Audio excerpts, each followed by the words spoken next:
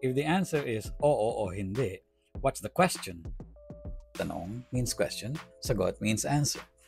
Some questions require yes or no as answers. That is, you respond with oo or hindi. A good way to craft a yes-no question is to start with a statement that would answer the question. For example, take the statement, Ed is sleeping.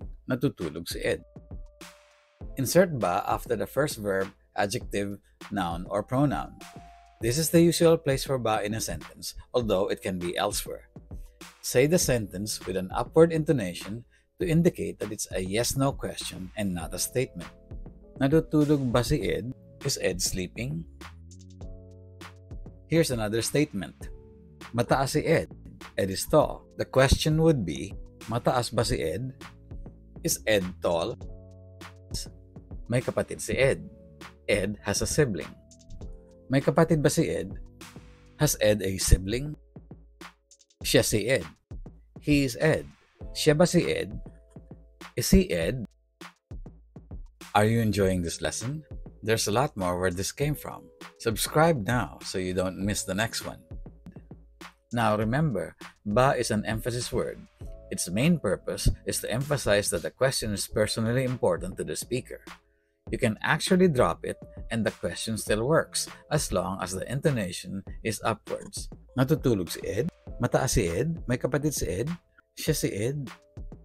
Now, natutulog si Ed can also be rearranged to si Ed ay natutulog. That is, you can change the statement from an informal construct to a formal construct.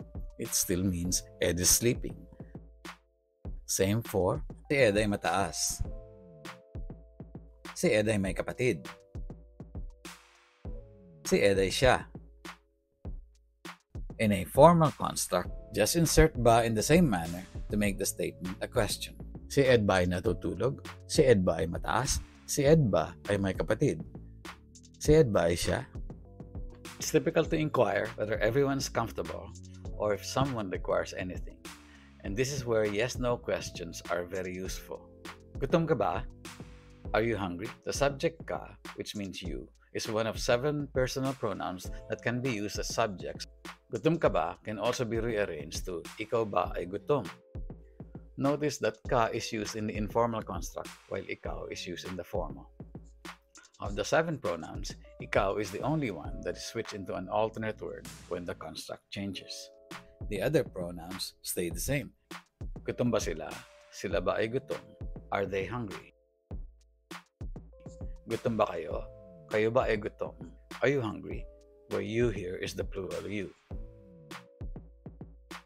Any appropriate adjective can replace gutom. Pagod ka ba? Inaantok ka ba? Uhaw ka ba?